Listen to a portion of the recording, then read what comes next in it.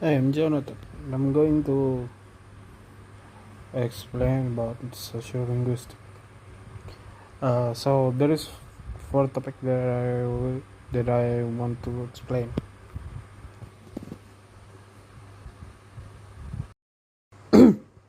Topic one is context in sociolinguistic.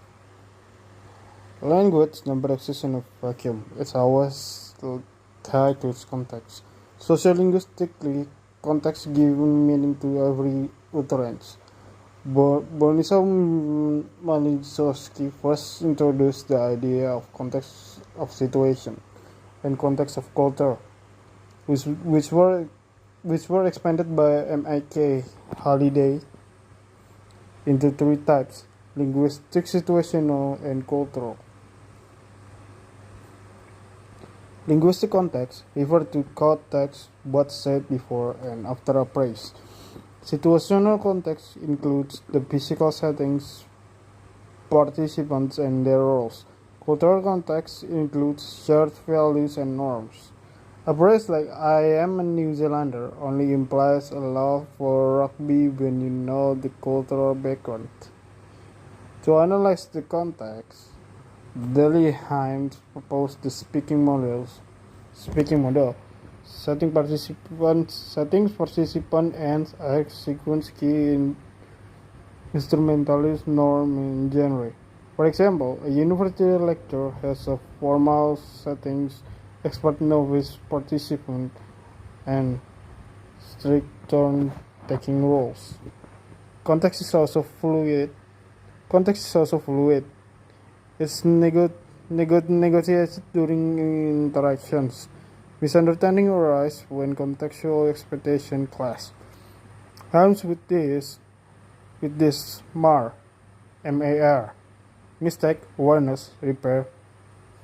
Moreover, poor device context. A boss set the tone in a meeting. Employees adapt. Understanding context enable more effective fair communication. Number two, topic two is linguistic stereotypes. So, linguistic stereotypes are mental shortcuts and language often triggers them. People judge intelligence, status, and even personality based on accent and dialects. A Southern American accent may be wrongly associated with ignorance, while received pronunciation may suggest high status. Donald Robbins' studies show that students perceive an Asian-looking speaker as having a foreign accent, even when hearing a standard American voice. This is reverse linguistic stereotyping perception shaped by expectation, not reality. This way is social identity theory explain how we form in groups and out-groups. Actions signal group identity and stereotypes become attached. Communication accommodation theory adds that people adjust speech to fit or distance themselves from other conference for approval divergence for identity. The consequences are real. In the workplace, accent bias tends to hiring discrimination. In school, students who speak dialects like AAV face lower expectation. Media reinforce stereotypes villains with foreign influence heroes with standard English. Linguistic stereotypes then just reflect bias. They create and sustain inequality. Third, third topic: female language features. Ruben Lakoff's 1975 work identified women's language to be polite, emotional, and direct. She listed features like tag question, headaches, super politeness, and rising intonation. According to her, women were socialized to speak powerlessly, reinforcing their social subordination. This view is called the deficit model. Later, The dominance model reframed the issue. Language difference reflect the male power, not female weakness. Zimmerman and West found men interrupt more. Fishman said women do more controversial as shit work to keep dialogue going. Deborah Tennant's difference models suggest men and women have distinct cultural styles. Men seek status, women seek connection. Miscommunication arises from clashing styles, not an inferiority. Deborah Cameron's diversity model counters all of this.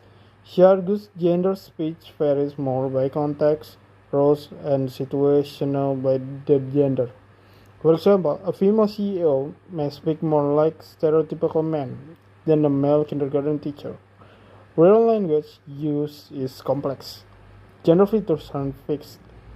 They are performed based on power, settings, and identity. One features like that question can signal weakness or strategies depending on context. Last topic about sexist language.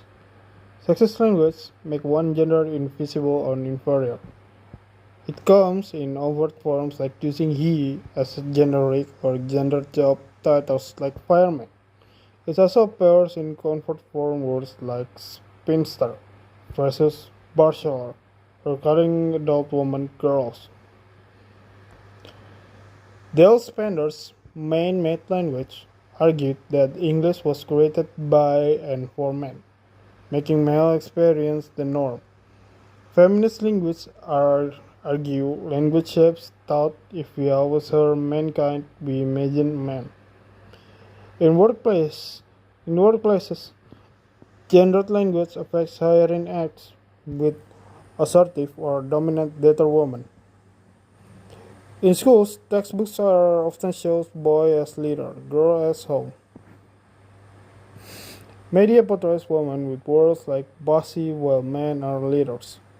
Feminist language reform promotes gender neutral terms like chairperson or they. This isn't just political correctness, it's changed how we think, saying two-person jobs instead of two-man job, reshapes mental image and possibilities. Language reform helps dismantle deep-rooted gender bias, creating more equality in how we speak and how we live. Well, that's all my sociolinguistic project. Thank you.